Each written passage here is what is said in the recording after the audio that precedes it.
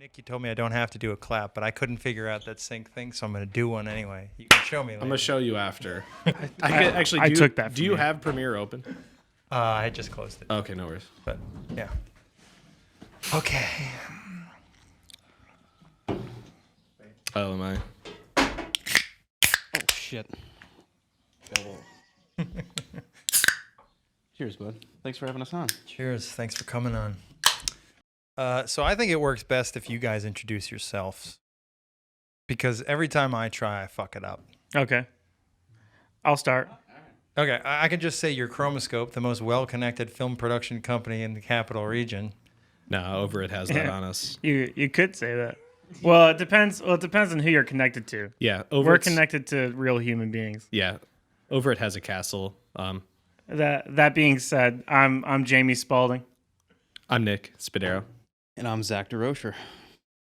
Hi, guys. We are Chromoscope Pictures. Yeah, so I've been watching a bunch of your stuff since that weekend in the cabin. And I want to ask you guys some questions. What an ominous way to start Hey, this. hold on. How deep did you go? I watched them all. Oh, I watched them all. So I know I really enjoyed a lot of it because it helped me to.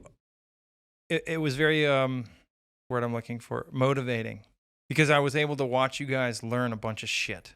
You know, like you just did it, and I think that's the biggest hurdle for a lot of people is they don't just start doing things, and you can't really get better at anything if you don't just start doing it. And I need to get an idea of where you were. So how far back did you begin? What was the earliest product of ours that you watched? Yeah, I think I didn't. Oh, man. I don't know, because you don't know about Pigsaw. I do. That's where I started with Pigsaw. All right, son of a bitch. So let me. I'm gonna go back. Let's see. What remains? Yep. Okay. Kite Falling. Mm-hmm. Silent Sun. Mm-hmm. I did watch the last one on there. How about this? And I'm sorry to interrupt you because this is the end of what we have available to the public. Is Subject 23. I didn't watch that one. Okay, you can keep it that way. That's and the farthest. we'll be deleting that tonight, so no one else That's can the see farthest it. back. You watched all of that though. I did. And Did you watch the entirety of Silent Sun? Uh-huh. That is impressive as fuck. Wow. I liked it. I enjoyed. There was I also I really liked the one that has Chris Malloy. What? in it. Wake Up. Wake Up was the last film we made. Yeah, I really liked that one too. But Silent Sun, I watched it and I was like, this looks cool. Like it's got a cool feel to it. And I actually had some questions that I was thinking of while I was watching it. Like Fire away. Like that's the firearm, the gun flares. Mm-hmm. How'd you do that? Well, oh God, who were they? It's very rudimentary process for those. Film Riot. What were they called? Film Action Riot, Essentials. Action Essentials. Action 2. Essentials 2. Yep. So there was this. Was it Red Giant or it was Film Riot? Red Giant. It was Red Giant had this, and what it was they went into like a studio and they shot real guns with big muzzle flashes, and then they put it against a black background, so you could take those and like kind of green screen it with the black background, and just like you would kind of have to like warp it and like rotate it to like make it look like it was on the end of your gun barrel, and then I remember I would add like a little bit of blur. I would mess with the highlights to make it like really bright so that it kind of matched with what I saw. Cause I mean, I would like look up YouTube videos of like how real muzzle flashes look, and I'd try to like replicate it. And yeah, it was the first time anyone who was just like a teenager could just do special effects like that. Before they did that, before Final Cut 7 and those guys who pioneered like DSLR filmmaking, no one could do that. It looked really cool. I don't know if my mind filled in things because it happened so fast, but it looked a lot to me like light was reflecting back on you. You also did that. That's what really, I think that's like the little details in a painting that make it like really. So what you do is in another program, you having the actual, and I see this on TV shows, I see a lot of people when they do muzzle flashes or any special effects, you have a light source and then you don't have the light. You're not paying attention to how that light affects the surfaces around it. And So you would go in and you would frame by frame. So like muzzle flash pops up and then you do a little bit of light bouncing off the walls and then you like mimic that light. So you would like cut it out and say like this part of the wall is brighter because the muzzle flash is right next to it. And then boom, boom, boom, boom, boom, boom, boom. And then like 5 hours later, you have 3 seconds of shooting a gun. It looked really good. It looked really like professional. For the time, it was cool. It was not a lot of people were doing it. So it was cool. I find that all of it, watching the whole thing, I just find it really impressive because I maybe wanted to, a lot of people think they wanted to do stuff like that and they didn't do it. You guys actually did it. Yeah, it just took time. That's all it was. Yeah. It took 2 years. Yeah, we shot that. So Silent Sun, we shot over the course of a year and a half, 2 years, because we had all just graduated from high school. Zach was already away at college because Zach was a year ahead of us. And so we started shooting it that summer after high school. And then everybody went away to college. I joined the Army and went away to basic training. And then when we came back for my winter break, we shot the rest of it. So it changes seasons in the film. Yeah, your haircut changes. That's why halfway through the thing I'm bald and I look like a large baby. Dude, I want to know if you can guess. I had 2 favorite lines in the movie. They both happen right near the middle. Fuck, I don't even remember. I remember some of them. Some of it was really well. I wonder. Can you give me a scene? What's the first scene that you're? They're actually your favorite one lines? scene after another. One is you say it, and one is you say it, and okay, I'll give you a hint for the one because I when I heard it, I was like, did they know that this was a thing that people were saying? Because it happened around the same time that it got popular. We must have, because first of all, one thing that's... I don't know if you did, because it's something that could be said anyway. Yeah. You said winter is coming. No, probably not. And it was just funny. I heard that and I was like, "Oh, this shit!" It's the same year Game of Thrones started. Yeah, that wasn't us. Was it really the same year Game of Thrones started? It was. Wow. But we probably shot it in 2010, though. I didn't even know Game of Thrones existed until I was in college. I wondered when you shot it versus when because I only have the upload date, which was like October 2011 or something. Yeah, I think we shot it a little bit before that. But what's important to know about those, a lot, like pretty much all of them, is that it's all improv as far as like dialogue and stuff. We didn't script back then. We never wrote a script. No. Everything we had a treatment of like what are we shooting today? This is sort of what needs to be said, and then all the conversations were just. And specifically, it was always on your phone in the Notepad application on the iPhone. Like before we filmed that day, we would write a paragraph of what needed to happen, and like, okay, we have this. Now this needs to happen because we want it to go in this direction. And then that's how we did it for a year and a half, piece by piece. Keep that right against your mouth. Okay. Yeah. So it was like it was like pure creation from the get. So it's like there was never any plan really. So we're just kind of like figuring things out as we went. But that's kind of what I mean. I think a lot of people struggle. I myself struggle with when I want to do something. I have an idea in my head that I want, and it's debilitating. It can prevent you from doing anything. But but if you guys had the gumption, I guess, to just get up and start doing it and figure it out as you were going, and you can kind of see it in watching all of your videos. You can see that maybe it was a lot better now than it was in the last one. Or like Silent Sun actually was like very yellow in a lot of scenes, and there was the yellow lines on the road looked cool. And then it was blue sometimes. I felt like it was yellow and blue. I don't know. It looked neat. It looked pretty cool. Well, that was before we really knew how to color correct or anything like that. And throughout the production of that entire project, we learned pretty much all of the fundamentals and basics of filmmaking. And so without Silent Sun, we probably never would have made Kite Falling because we just didn't know what we were doing until after Silent Sun. And I mean, we did Silent Sun and then What Remains, and then we did Kite Falling. Yeah. So What Remains, you can see the quality jump. Yes, you can. You can because there's so many episodes, you can really see things improving and like you're figuring stuff out. We shot that on a winter break. All 6 episodes. Really? 5 episodes we shot on a winter break, and then we had pickups over spring break because we couldn't finish it in time. Yeah. It feels like I'm watching this like maybe one a month. Like it feels like you're doing it, you're processing. Okay, what did we do there? What can we do different? No, all at once. Everything was filmed. And that one we did start scripting because I remember we each wrote an episode of that. Yeah, that was a Yep. cool thing. In our fourth, Alex, we were when we were Pigsaw, we were 4 people, and so myself, Jamie, Zach, and Alex each wrote an episode. And who wrote? You wrote the I first wrote- one. Well, I wrote 2. I remember. You wrote the first First and one. last. Yeah. First and last, I think you did. You did the first and the last. Al wrote the third, the one with the field, I think, or was that you? It doesn't matter. I No one's gonna watch wrote this. the sniper one. I'm pretty sure. Oh, Okay. I think. I can't remember. I think I did right. No, you wrote the last one because it was with your dad. Yeah, but You did. That was your dad? Yeah. that was my pop. couldn't tell? Yeah. They're- I mean, I guess They're that it was identical. somebody's Yeah, dad. that was my dad. We made him be in it. He really didn't want to, and he did, and it was awesome. And if I could do it again, I would. And the old man in the first episode's my grandfather, who passed away Oh, wow. last year ish. Yeah, so 2 years. I can't. Yeah, How old was he? he was 8. He was 90. Wow. Yeah, technically 89, but he was so close to 90. I'm like, you Counts. made it. You made it. It But counts. he was. He was in the womb for a while. He was. That I did do the math, and technically he was on this earth for And so let's get into that argument. So when does life really start?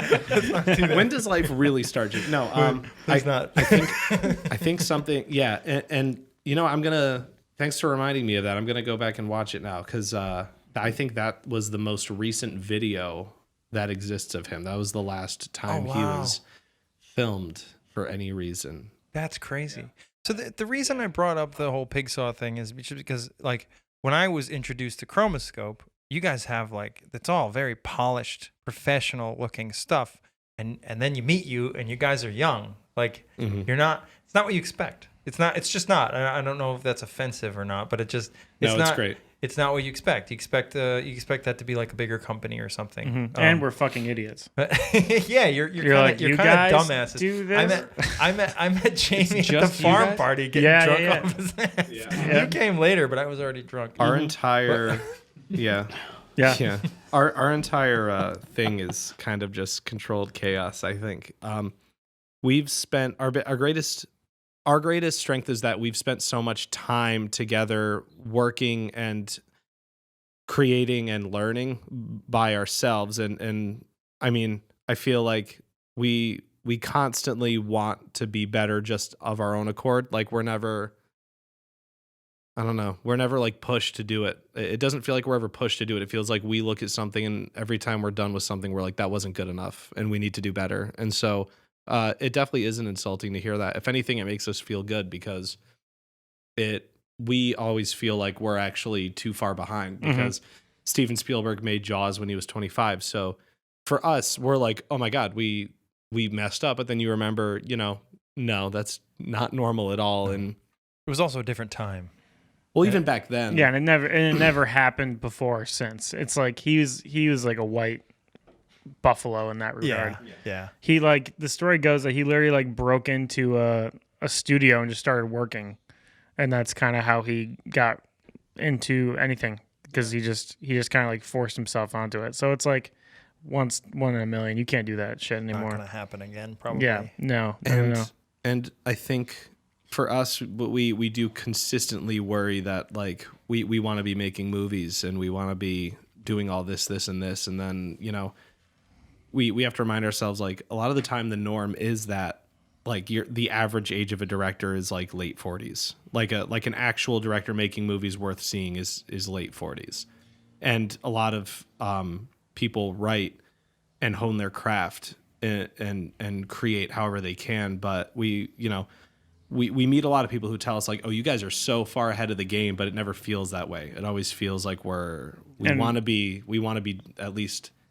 I think that's the driving force is that we always feel like we're behind, so we're always trying to catch up. And if like we are actually ahead of the game, we're just kind of creating more distance for ourselves. So Yeah. It's probably better to feel that way. Yeah. Nick, over the weekend you were talking to me about how you don't even it's work. It's a lot of work, but you don't feel like it's work because you're working for yourself and you're doing what you love. Mm-hmm. And I kind of get that. So when I helped remodel a house when I was 24, 25, and I remember when I did the basement, I did it myself, and it was the same type of thing. I had an idea, and I wanted it to be perfect, and I was learning as I went, and it would be 3 a.m. I didn't feel like I didn't feel as though I had like been working too hard or working, it didn't even feel like work. It felt like I was progressing on the thing I cared about doing.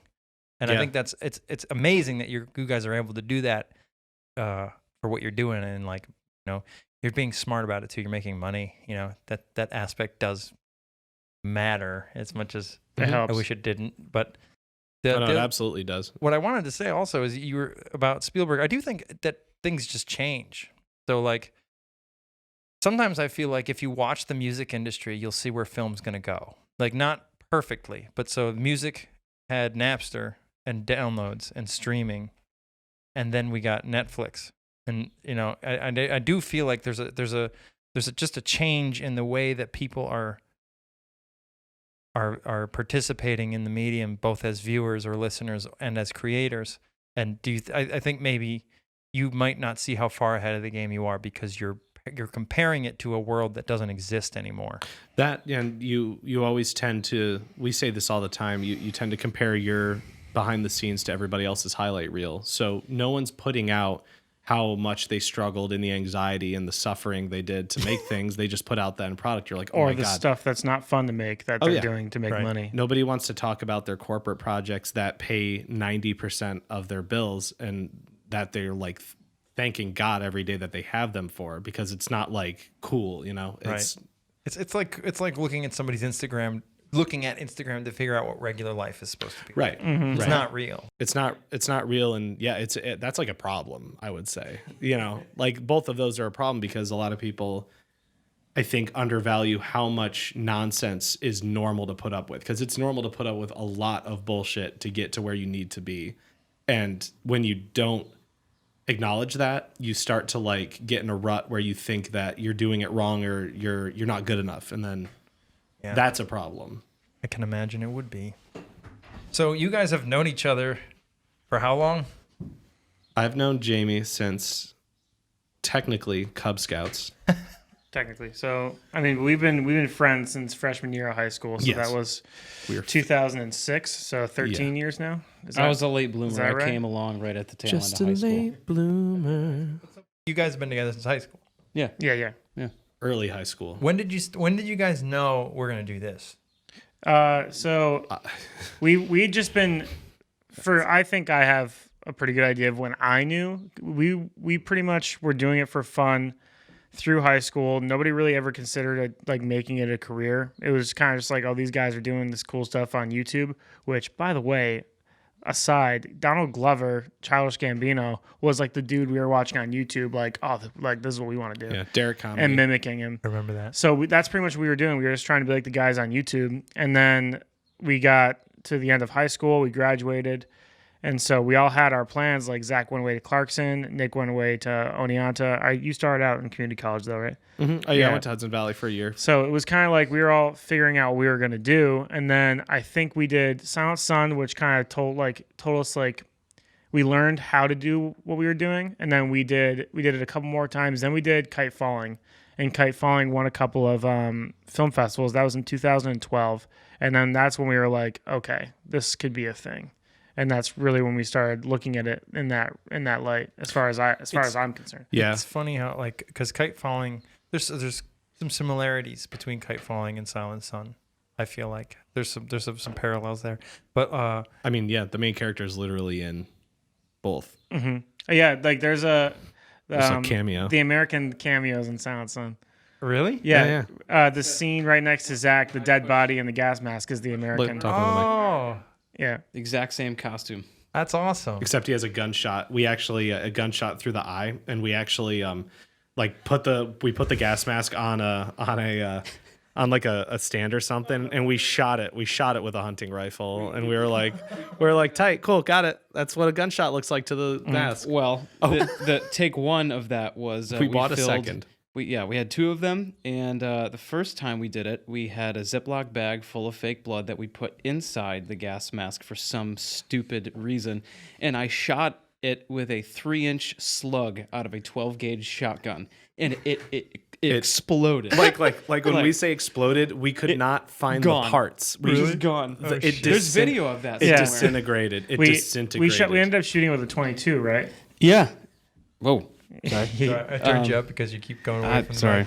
mic. I'll be better about that. Yeah, we because the shotgun destroyed the first gas mask, and we were very careful not to use the real American gas mask for the first test. And that's probably why. That was a good idea. Smart. Yeah. I'm happy that we did it the way we do because we still have it. And it has like a perfect gunshot like right in its eye. How long is kite falling? Kite falling is 6 minutes. 6 and a half minutes and minutes? like 23 seconds. So I it's think. it's about 10% of the length of Silent Sun. Mm-hmm. Right. About. Yeah. Mhm. Yeah. Yeah. And but it condensed it. You know, there's a jump there. There's a jump in quality there. It's like if the way you're describing to me how you made Silent Sun, it's almost like, okay, we learned that by doing this. Now let's have all that from the beginning and do something with everything we learned instead of having to learn it as we go. Is that accurate? It definitely shows because it's tighter. It's a tighter. Does that make sense? Kite falling. For kite falling, we also had the equipment that we had always wanted during Silent Sun. Like we had a crane, we had like rigs and stuff. We built a dolly out of PVC pipe and skateboard wheels and it like we for the shot where the kid The one time. for the shot where our good Josh Hewlett is dead and he has the radio on his body and it like dollies back. Like it was just PVC pipe. We laid it down, skateboard wheels. We pulled it back and it worked. And we made a dolly. Yeah. That's so cool. Yep. Jamie, do you still do your own stunts? Because you did a lot in those. You know, like you're like moving around a lot. Yeah. You're I'm behind this. I'm behind the camera more now, but yeah. I always did like to throw myself around a little bit. You did. Yeah. There's a lot of Jamie trying to get out of a situation. Yeah. Physically. You remember the opening scene of What Remains when Nick tumbles down the hill? Yes. I did that take like 12 times and I actually hurt my leg so bad I needed physical therapy. Like I had to go to a doctor. Yeah. And the doctor's like, man, you like messed up your leg, like your ligament. So it hurt to walk. It was right here. And it was giving me some extreme pain when I would like crouch down and stuff. And yeah, Jesus. you're supposed to wear, I mean, if I had worn knee pads, I would have been fine. Like we were kids. Like we were like, I'll throw myself down a hill. Sure. I think a lot of it was that you did it so many times, you tired yourself out, so you like stopped like really being cognizant of the way you were falling, because that's the main thing is like being completely in control of the way you're falling. And so if you get tired and you keep doing stuff like that, you're eventually gonna kind of absolutely. Plus, it didn't help that I was across the ravine yelling at him to do another take. 12 times. Yep. Something funny about you thinking about you throwing yourself down a hill. It's all good. I mean, Zach's got a real Francis Ford Coppola streak. Yeah. he really, Just he really, yells. he really slave drives. it was Another. It was worth it. Almost 1,000 people saw, so it almost broke 1K on YouTube. You're going to do the Kubrick shit where you just keep doing it over and over again without telling anybody what you're looking for so that it happens naturally? Yeah. But, Yeah. So the other line that I liked in Silent Sun was when you say, I fucking hate you. Oh yeah. Because it felt genuine. It is. 99% of what that entire thing was just Jamie and myself interacting as friends. Yeah. That's why I think it works on any degree, is just because it was just fun. And yeah, it's like so much of that is coming to mind. Like everything about that movie's coming to mind. Like when we went in the cornfield, like the whole scene in the cornfield, like Jamie and I got lost in the corn for about an hour. Like we got literally lost in that field. And I had to, you hoisted me up on your shoulders, I think. And I had to look around to find the farm. And it was like, we legit were 100% lost. Jesus. Yeah. It was fun. It was great. God. I have a favorite shot in it. There was a shot where you guys were walking in some kind of a field. I don't really know what. You're walking towards the camera and there's trees in the foreground. Yep. It's a very interesting shot. It's just, It's you're one of my walking kind of favorites. far apart. And I don't know how you did it with the lenses, but you're clearly farther away than, or I don't know. It doesn't, something's weird. It's a perspective thing. Yeah. It's a And it was not intentional. yeah, no, we went and 100% not. we went and I remember setting the camera up, and just the second I put it down, I was like, oh, that's cool looking. And then I was like, let's just do a shot of us walking over the hill. And then I hit record. Jamie and I ran up the hill in our gas masks and shit, and we first take. Like we did not do multiple takes. We were like up the hill. All right, that spacing seems good. Okay, walk, and then we like walked, and then we cut it. Really? Also another thing, none of the dialogue in that film was spoken on set. So the masks talk like this. So You did the Bane thing. we went into my parents' laundry room, and Jamie and I had a MacBook, and we just like went into GarageBand, and we would record ourselves, and we would just shout into the MacBook over our scenes. Like we would like have like, this is I think kind of what we were saying, and we dubbed the entire film. That's great. Yeah, we overdubbed the whole thing, and then there was like the old telephone effect, and I was like, this sounds like it's coming out of a radio in a gas mask or some shit. And I remember like it actually worked. Like I remember like I was like, huh, this works. It did sound. I mean, you could. It had to have been recorded For sure. after. Absolutely. But it did sound cool, and I don't know. I'm just still in shock that shot was an accident because it was really beautiful. The entire thing was accidental.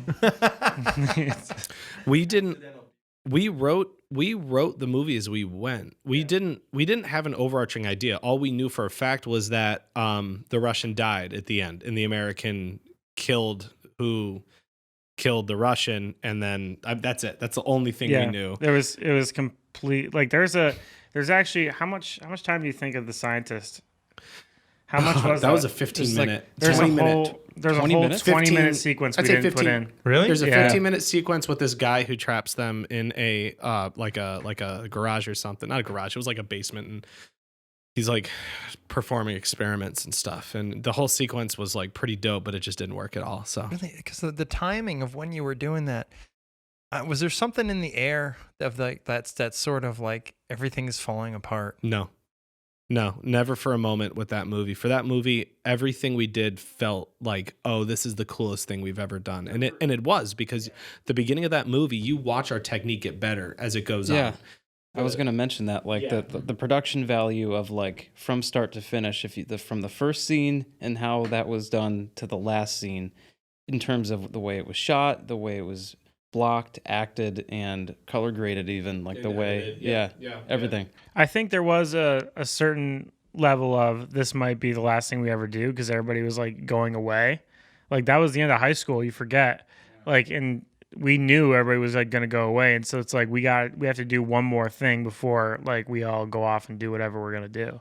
Well, I mean, the It's so story. funny. I never thought that way. I mean, the story though. The story is a little bit about things falling apart, right? I mean, like going home, Yeah. trying to deal with the world's just completely fucked. I was incredibly naive. But- So what Jamie's saying is how it actually was. And for me, I was like, oh no, we're all just going to be filmmakers and this movie's going to blow up. Well, yeah, like, and I was think absolute top level naive. I think it probably was like a subconscious thing where it's like this is the end. Well, it's not like it was the end of an era. It was the end of like a certain part of our lives. Yes, that is absolutely true. It was there when you say there's something in the air, like there was like we had an impeccable drive to do it. But what I always thought was cool was that Jamie literally went to basic training halfway through, and we were like, oh, okay, well, you have these breaks, so we can get these scenes done when you have like the weeks of leave that you have in the middle. And we did. Like we shot when Jamie was on leave. Like we were like, all right, dude, you ready? Like we're gonna film tomorrow. Like Most of the time spent on vacation was spent filming, and like literally all day. It was an all day affair. That's awesome. Yeah. Were you a method actor for that part? I mean, you were a cannibal. Did you eat anybody? What was my role? You were a cannibal. You and Jesse Hinman were cannibals. Also, huge shout out to Jesse that's Hinman right. for letting us use his house. Totally forgot about that. Jesse Hinman's house was used in like 3 of those productions. I think we always wanted to do a body count of how many people have gotten shot at the Hinman estate, as we called it. Yeah. Yeah. So what was it? Wake up. What about that one? Because that one was really interesting to me. Just it was a simple premise, but it was interesting. The idea that this guy keeps waking up in another life. Mm-hmm. That was probably the most filmy film we did. Like like we took that seriously. Like we took a week off work. We had an actual crew. We had like people running sound. All our friends I mean, who donated the week of their lives to literally a strict, genuine film schedule. But it was that. pretty fucking Yeah. dope. And honestly, I think that's still my favorite moment of doing what we do to this day is probably the truck scene where he's driving and she's in the truck, or the car rather, and she looks over at him, and there's like, or it's like kind of like zooming in on her eyes, and then at the last minute she like breaks like that. So that entire scene was supposed to be shot to the song "Don't Fear the Reaper" by Blue Oyster Cult, but it ended up not working. So we changed it to Breathless by U.S. Breathless Royalty. by U.S. Royalty. And so for that scene, it was me laying in the back seat, the two actors in the front seats, and I was literally reading the original like treatment I wrote for it was like a short story I wrote. And so I was reading that out loud because that was kind of like helping them get into character. And then everybody was around the truck. So like Sarah, who's now dating Chris, was like playing with she was playing with like foliage in front of the light. Our friend Brian was like doing this with a light to like signify like passing the street street lights. lights going by. Yeah, Nick and Alex Malloy were in the back of the truck shaking the truck. Which So one's like- Alex Malloy? he's the less good looking one. And so Somebody had a fan. There was a window open. Yeah. Somebody had a fan. And so the entire we bust down Crystal out, so Alex needs to get some hate. It was just like a microcosm of like what I loved about it was like everybody was like everybody had hands on that car or whatever. Everybody was like involved in that. Yeah, it was like a vignette. It felt like a make a big movie, you know, like it felt like let's make a big Hollywood movie. And yeah, Sarah Holt like doing the grass because it was like trees passing in the moonlight past their faces. Now that I think about it, that scene does look very, very, very good. And the fact that I wasn't paying that much attention means I was lost in it, which is a good thing. And to set the You know? scene for you even more, we shot that in the backyard of my parents' house, and we were running cords out to the lights. We tripped the breaker of my parents' house 5 times, so the lights kept going off, and we were there all fucking night. We held for rain. I remember it was raining. We had a canopy over the car because it was Jesse's car. Yep. It was an old wagon. And we eventually shot that scene at like 4 o'clock in the morning or something like that. And everyone was just hanging out and just talking and like literally waiting for the torrential downpour to stop. And I fell asleep on Jamie's bed, and you come up, you're like, hey, rain's over, gotta go. Yeah. And I like, I'm like a zombie, and I wandered down to set, and like everyone's getting ready, and everyone's sort of like drowsy and really fucking exhausted. And as soon as we got that first take, like everything just came back to life. That first No shot sleep. was like so good. It like literally gave him lifeblood.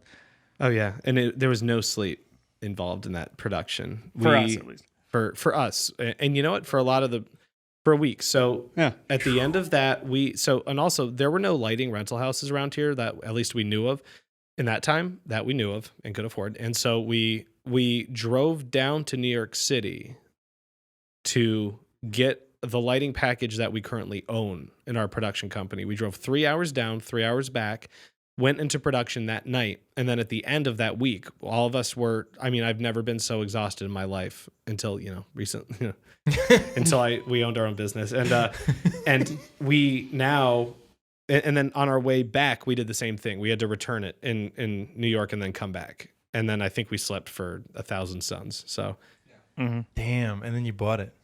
Yep. Years later, Yeah. we bought it. Yeah, we were like, "Fuck that, we're not doing that again." But Let's to just this day, that's probably my favorite thing we've done. And it sucked because we learned something else. It's like it was just too long to be a short, and it was too short to be a feature. So it just never. How long was it? Like 20 minutes? 20 minutes. Yeah. 22 minutes. It was the dead zone. Yeah, you like, can't put it in any film Perfect for festivals. YouTube, though. I mean, Yeah. it's not then. not then. Nowadays, Yeah. YouTube videos are longer. Back then, people Yeah. were making millions off of YouTube videos that were 5 to 8 minutes. 8 minutes was pushing it. But Now 10 minutes is the the now goal. people You want at least 10 expect minutes. 10 minutes now. Yeah, it was not that way back then. It was a disaster actually. Like the length of it was just We Kind of weird how that happens. we learned a lot in that production. That was probably the best best in terms of experience, but also best in terms of learning, because we had our expectations for ourselves set pretty high, and I think certain aspects of things that we maybe not necessarily missed, but we were like, oh, okay, now we know like what to do and what not to do. It's just another one of those things. You're right. There were. I mean, the movie was not what we wanted it to be fully. Like, just being completely objective about it. There were things that's always going to be the case. No. Like, there were things we sacrificed that we shouldn't have. There were things that we weren't organized enough doing. The learning that that we forgot about. Things we forgot about. Literally. Zach's talking about, like, that learning. That learning wasn't just like, oh, we should have used this for this shot, or we should have done it this way. It was, we should not have scheduled out the film that way. We should not have gone into production with the script. I mean, even the script was great. It was, we sacrificed scenes for because out of necessity, but we did not give ourselves this. The movie was too long for how much time we gave ourselves to film it. That's it. Yeah. So you described Kite Falling as like tight. It was like really tight. Good. Yeah. Wake Up was not. It was very. It needed another couple drafts of the script because the idea was there, but the fulfillment of everything was. I think I might agree that the middle gets a little long or something. I don't know. It's the pacing. There's a scene there in the middle that was completely different than the way it should have been, and that was just because we had problems at the location. Which scene was it? It's the one in the diner where him and the chick are talking. Yeah. That was supposed to be a completely different scene, but because of the location we were in and the time constraints we were under, we weren't able to rig and execute the lighting that we wanted to do. Like, that conversation was not supposed to be like a conversation. It was supposed to be like a short scene, camera on him, and the lights are just dimming around her as she's like talking to him, and it's him kind of like falling in love with her. And so we weren't able to do that with the location, so we kind of just winged it, and that was a big mistake. Malta Diner. Where was the train station? The train was in Saratoga. Saratoga train station. Is that where that bench was? Mm-hmm. It's a very big bench. Yeah. It looked cool. Yeah. Like, there's like because you had the perspective on them sitting. You can't tell how far apart they are, and then there's like a moment where it's a good moment where you did it, where you needed to show how separate they were, and that bench is like wider than this 19 table. feet long. I remember that scene's really great. I remember I wanted to do that shot because I wanted it to be kind of Wes Anderson-y. Mm-hmm. Oh, yeah, it does feel that way. Yeah. Awkward. It does. Awkward and yet the word for equal on both sides. Balanced. Yes, but yeah, whatever. It doesn't matter. It's no. There's a word for it. It's endearingly awkward. It's symmetrical. There's endearingly awkward. Yeah. There's a symmetry to it. Yeah, it's awkward and symmetrical at the same time. It's not cringy. It's awkward. It's funny. Like, you're laughing at the awkwardness of two people on an equal playing field of strangeness. So I think it works. And it's an absurdly long bench. Yeah, it's like who made that bench? It's like 20 feet long.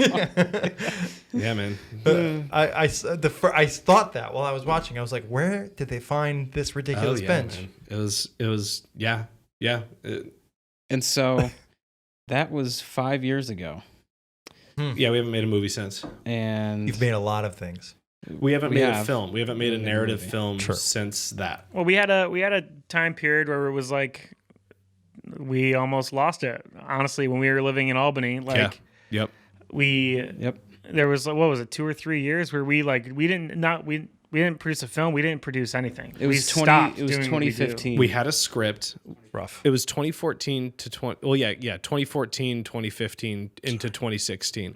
We had so many ideas. Oh my God, look at all these ideas we have. There's such a great backlog of ideas that we're never going to actually follow through on or feel like I think after Wake Up, we got hit really hard with imposter syndrome. And I think Wake Up, for our creative career, is where a lot of creatives who don't like continue. I think like that was our like a great filter. I think there's a great filter that happens with a lot of creative people. You have your first kind of big thing where you invest everything and you mess up, and then you're like, oh shit.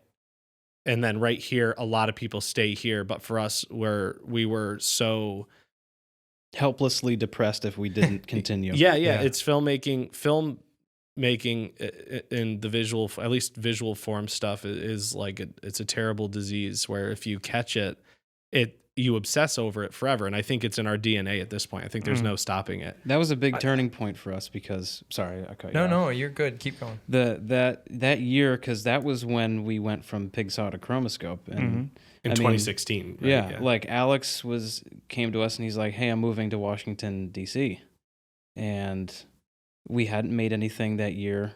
And it was just this really awful feeling that like everything was sort of falling apart. Yeah. And then we were like, I think we all remember the conversation where we were like, okay, like if we're gonna do this, then the choice needs to be made now that we're gonna at least keep trying to do this. Yeah. Because this is the point in your early 20s where you're like, okay, we're either gonna give up on it and get real jobs, or we're gonna try. And then that's how and Chromoscope was born out of that.